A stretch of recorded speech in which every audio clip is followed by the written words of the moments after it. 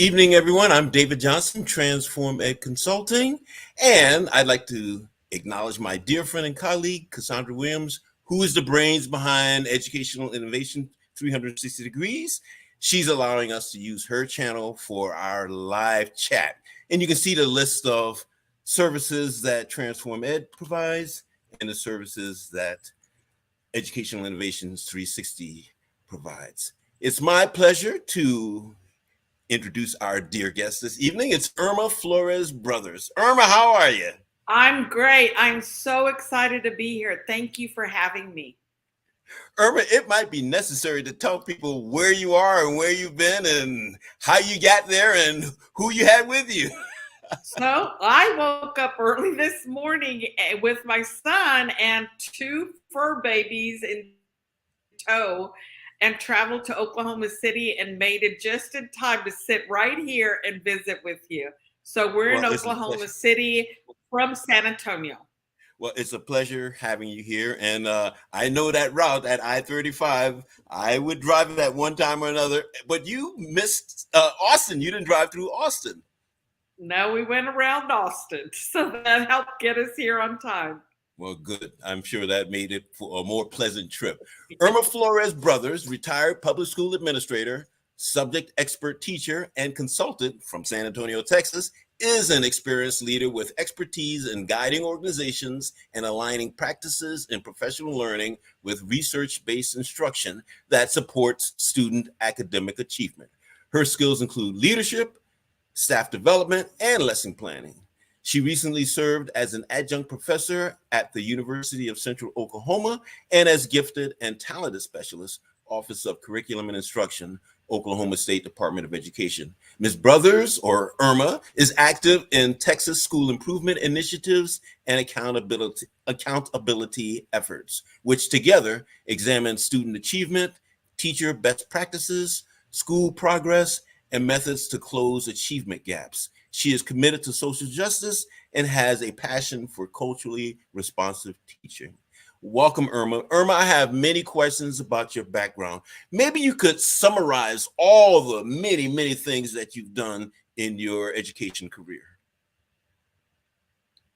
Well, I had a wonderful opportunity to start my education at Schreiner College in Kerrville, transferred to Texas Christian University, and began an excellent career with Fort Worth ISD. And I was there for 23 years. And through that time span, they gave me wonderful opportunities to grow, to be a leader. I was offered a bilingual scholarship, and then I was offered a gifted and talented endorsement through Baylor. So everything that started me out on the creativity path, I give gratitude to Fort Worth ISD for giving me that freedom, but allowing me to continue to grow and experiment as growth was also taking place within the campus. So I've had wonderful opportunities. Yeah. What was your original teaching area? I was elementary, bilingual, ESL, and gifted and talented. And the gifted and talented came later in your teaching career. Actually, it started when I was with Fort Worth ISD. I was given the opportunity to go to school through Baylor. I received the endorsement and then became a gifted and talented facilitator.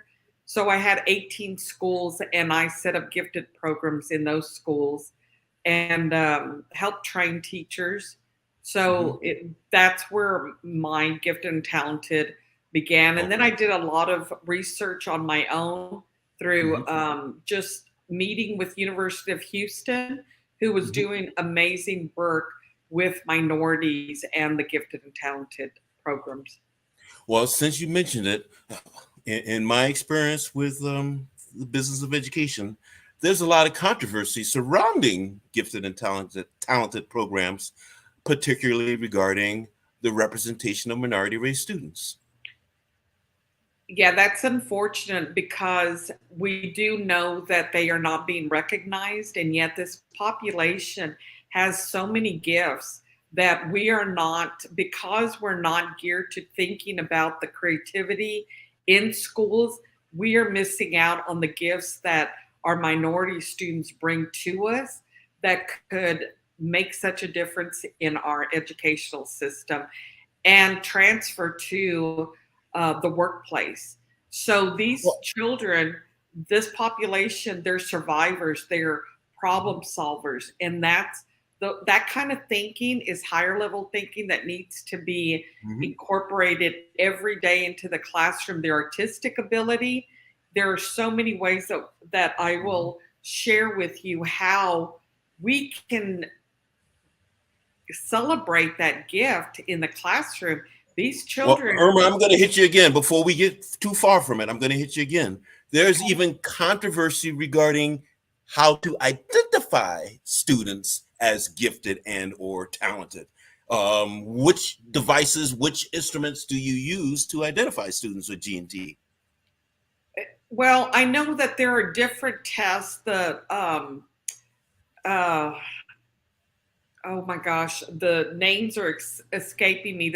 But the tests are not geared towards, language may be an area that is a hardship for some of these children. Yet the thinking ability, what they can create, is off the charts. I mean, the thinking process that these children can put together something, they can problem solve, and yet our tests aren't geared towards Well, those kind see, of gifts. that is my question. That is my question. And when you say these children, I'm assuming you're speaking of minority race students. Minority population, yes. So are the tests biased? Or are they valid for all students, regardless of their race and ethnicity, or even social economic background? It depends on, I think a lot of them are biased, but it depends on the school district if they are including other forms of assessment to identify these students. Mm-hmm, Some districts cut it off at only those tests that are biased, and mm-hmm, they don't allow teachers to give more documentation to show what their ability is. So I mm-hmm, think, and also the way they weigh one test against maybe an observation, mm-hmm, um, any kind of data that shows that these students' thinking ability is at high levels. mm-hmm, They're not including that kind of data, and that's mm-hmm, where our children are not being, the minority population is being mm-hmm. left out of gifted and talented programs. So I'm assuming you're talking about some sort of authentic assessment that demonstrates beyond Exactly. paper the students' gifts and talents. Exactly. We're not, they want it cut black and white. It's either you fall into this range on these tests that are biased, or you don't. And if you don't, that's the only measurement that they're looking at, and that does leave such gifts out. These Well, children that somewhat need that support. well, somewhat related to that is culturally responsive teaching. In a way, that's sort of a buzz term right now. How did that arrive on the scene as a topic of conversation and a topic addressing the needs of students? You know, I think that I just had a discussion the other day with a dear friend of mine who was a counselor at one of our schools, Cindy. And she said, it's not about the relationships, it's about the connections we're making with our students. And that is what I believe in. We can say we have a relationship, doesn't mean that we're connecting, we understand children. So I think really getting to know the families and the children and where they're coming from gives us that opportunity to gear our thinking out of the box lessons to what they can produce. And again, looking at other authentic assessment rather than just something that is dependent on language. Mhm. So I think celebrating who they are, not, but doing it in a way that is not, okay, I'm going to accept you, but I understand you're from this, but really getting to know children, having Mhm. those conversations with the parents, so that the Mhm. more you know about that child, the better you can meet their needs. And I think we need to find ways to be authentic about how Mhm. we have those connections with our children. Well, Irma, we could talk about culturally responsive teaching and gifted and talented all day, but we have a topic. It is creativity, a way of life. So, ma'am, we have 5 subtopics. Where would you like to begin? So I think I'm all about being creative because it feels good when we can be creative in whatever manner, whether it be about colors, drawing, fashion, whatever it is. I think that we need to celebrate that in the classroom. And by that, I mean allowing opportunity for the creativity to come out. We assess students way too much with paper pencil tasks. We need to move away from that. We need to say, tell me what you know, show me what you know. Show me what you There know. are different ways that children can demonstrate knowledge of the content. And when we open that avenue up and allow them to decide how they want to give it back to us, Mhm. that's contagious. That Well, raises self-esteem. what what is your definition of creativity? I'm thinking back to my own studies as a graduate student. My background is music, and we studied a lot about creativity and innovation. What is your definition of creativity? To me, and again, everything I say tonight is based on my experience and my belief. To me, creativity feels good. It can be dancing, it can be listening to music. I love having music on while children, but I always ask them, would you like music on? Do you not? I think the more we expose them to being who they are and what they enjoy, the more they're going to come. And we also know that attendance, since COVID, is a real issue. Attendance has dropped tremendously.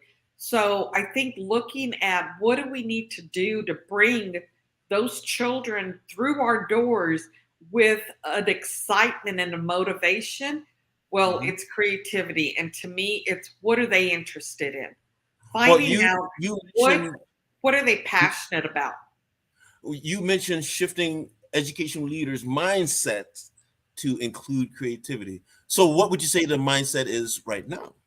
I think it's unfortunate. A lot of leaders have the mindset that a classroom should be about rows, about teaching a lesson in the traditional sense, which is, uh, this is the, I do, we do, you do.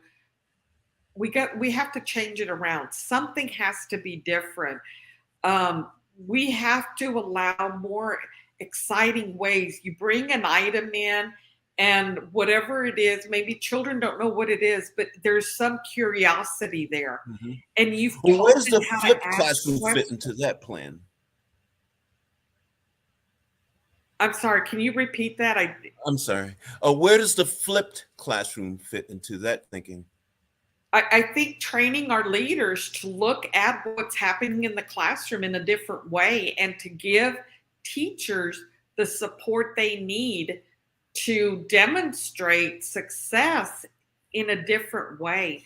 Because what we've been doing is not working, it's not effective for our traditional learners. Our many children are either bored, they're not interested. So what happens? The discipline begins to increase, the issues that we have with discipline, because children aren't involved in what they're excited about. They don't have a connection to Mhm. what we're teaching in the classroom. So let's find Mhm. ways. Let's let them decide, this is the ultimate goal. This is what you need to learn. You tell Right, me, how do you want to give me that back? right. How do you Now, want to show Irma, me you one of understand?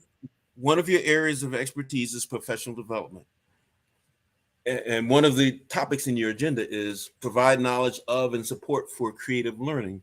So, what is it that you tell your teachers or your attendees of your professional development sessions? When I taught at University of Central Oklahoma, So I was in the education department, and what the feedback I got from them was they didn't receive enough professional development in how to work with second language learners. And so my approach was always tell me what it is you need to walk away from this class feeling like you're ready. You've been prepared, you've gained ideas and information. So I think that the more that we find out where people are, whether it be a child who is new to our campus, but again, that connection with that child and having those conversations can tell you so much. Looking at their cumulative folders, finding out where they are, what they've been through, as much as we can find out, it's worth the time. Mm-hmm. Irma, one of your other agenda topics is provide adequate time, resources, and space for meaningful collaboration. I assume collaboration among teachers. But regarding time and resources, what are the type of resources that teachers would need in order to develop their sense of creativity in the classroom, or So I place think, for creativity in the classroom? yeah, leaders need to see every teacher as an individual with individual gifts. And we are Mm-hmm. not cookie cutter teachers. We shouldn't be.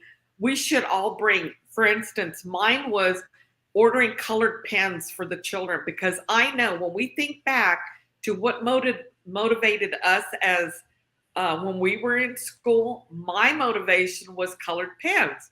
And if I had the right writing tool, I love taking notes. So I'm teaching children how to doodle notes, how to take notes, but I'm allowing them to use colored pens so they color code.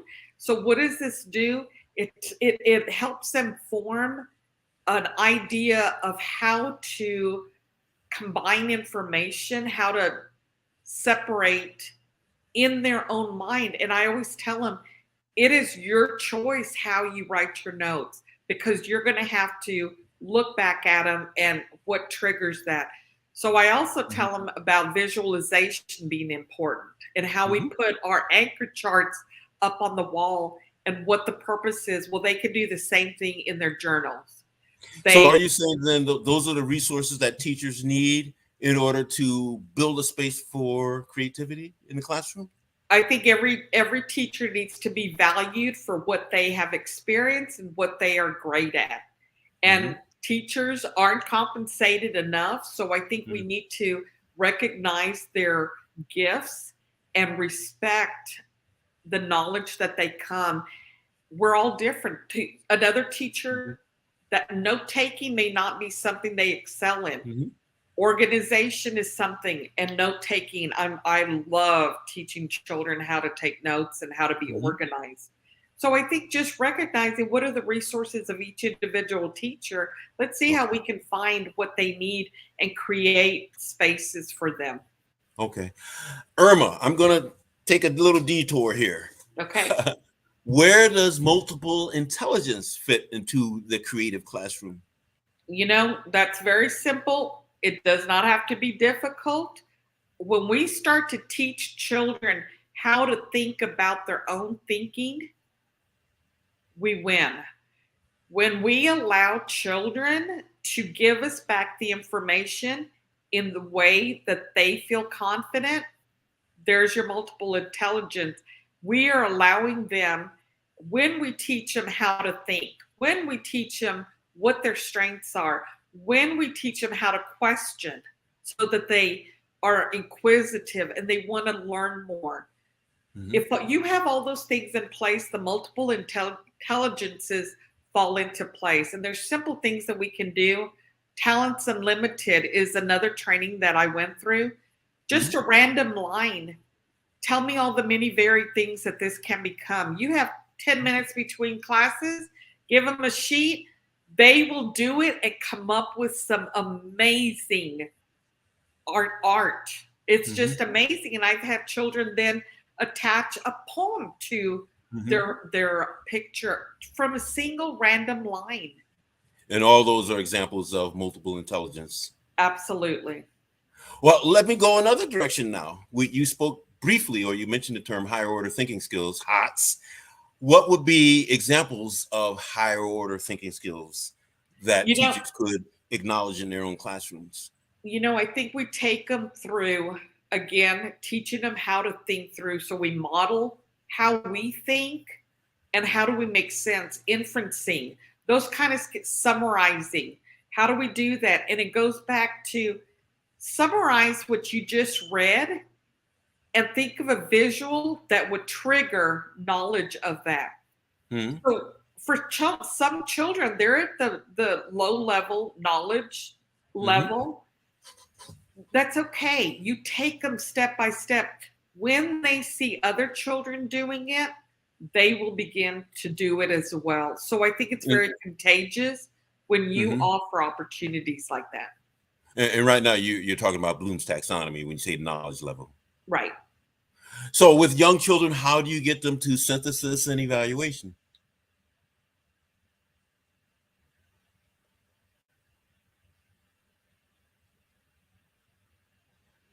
You just froze on me. Yes.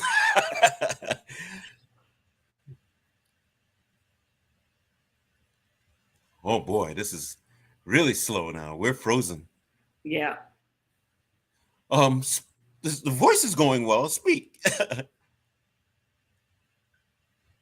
Oh no, that's not working either. Technology. We need to get some students to fix it. Friend or foe, right? Right.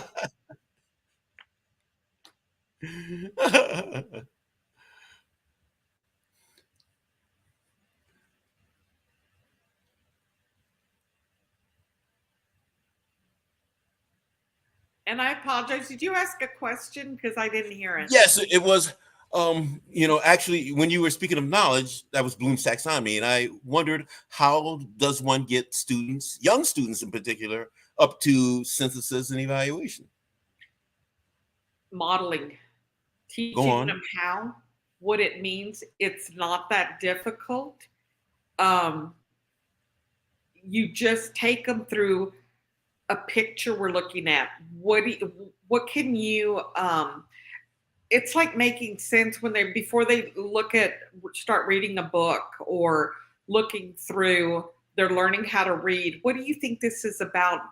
Again, inferencing, making those predictions about what they're going to be reading, so their mindset begins to be formulated.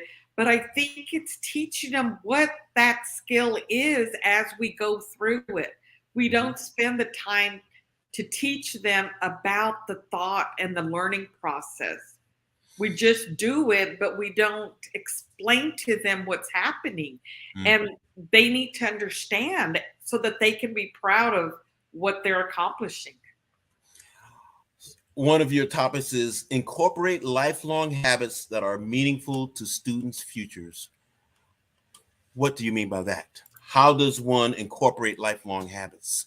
So when we look as adults, some of the practices that we do, note-taking, listening, directions, measurement, things like that, we should be starting. In fact, on a LinkedIn post I just saw like a couple of nights ago, and I'm going to read this. I have some notes. Subjects that should be mandatory in schools: taxes, coding, cooking, insurance, basic home repairs, self-defense, survival skills, social etiquette, personal finance, public speaking, car maintenance, and stress management. There are 3 that in my time in the classroom, I have them learn about: cooking, social etiquette, public speaking. I was in a session where it was the Ammerman experience. I went up to the presenter, said, "Have you ever done this with children?" And he and I started working on it. He came out and taught the children public speaking. They then put that information together so they made a book, a video, and I forget what, I think it was a play, like role playing. And they presented it to other students so they would have benefit of it as well. So You just have to think out of the box and get your resources into the schools. And your last topic is seek ways to connect with staff and students. What do you mean by that? Again, the more we have those conversations and learn about each other's strengths and not be intimidated or afraid to find out and to learn more, what a beautiful opportunity that is to pass that on to the students, to model how we learn from each other. So I think spending time that's meaningful with your colleagues and with students are going to make a tremendous difference. Irma, we've covered a lot of topics, and sometimes it's nice if we can boil it down to one simple sentence or phrase. What would be the takeaway you would want people to have from our conversation? I would like to see us think about what was meaningful to us when we were younger, working on projects and groups, collaborating. And I think we need to make a shift of what is going on in the classroom and get away from that traditional straight lines. COVID changed the way children learn and move and think. And I think we need to get on board with that and meet their needs. And what do you want people to do with this knowledge? What is the call to action? Call me. Call me. I will help you help that happen. That's my passion.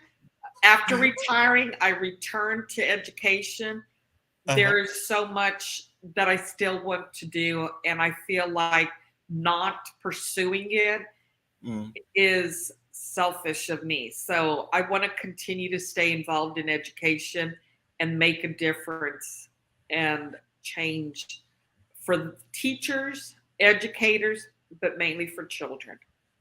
And you have some other notes. Did we get an opportunity to hear all of the wisdom that you have on your notes? You know, I think just supporting each other and allowing educators to be passionate and to bring that passion into the classroom. But I do think that we need to look at the way we do treat our educators. Are we valuing them? Do we support them the way they deserve to be supported and valued? I think we would have a much brighter future when we are working together, collaborating successfully, and not in an unhealthy way, but just growing together and allowing those ideas to come to fruition and see the positive outcomes that children will benefit from in their lives. And Irma, if people want to know more, how shall they contact you? You know, I'm on LinkedIn. I have included my brothers.irma at Yahoo. I would love to visit with anyone, collaborate, help out. I am open. I am all by myself at home with my 2 fur babies. So, and I've got great children who are very supportive and cheering me on. So I'm just there for whatever I can do to help anyone in need. I want to be there. And I thank you, David, for this opportunity, because I could go on for hours, as you can tell. I have a lot to share. I have all these notes prepared. Irma Flores-Brothers, retired public school administrator, subject expert teacher, and consultant, San Antonio, Texas, was our guest this evening. And thank you so much for being here with us. And I wish you well and look forward to the next time that we can see each other. Have a good evening, everyone. Thank you, everyone.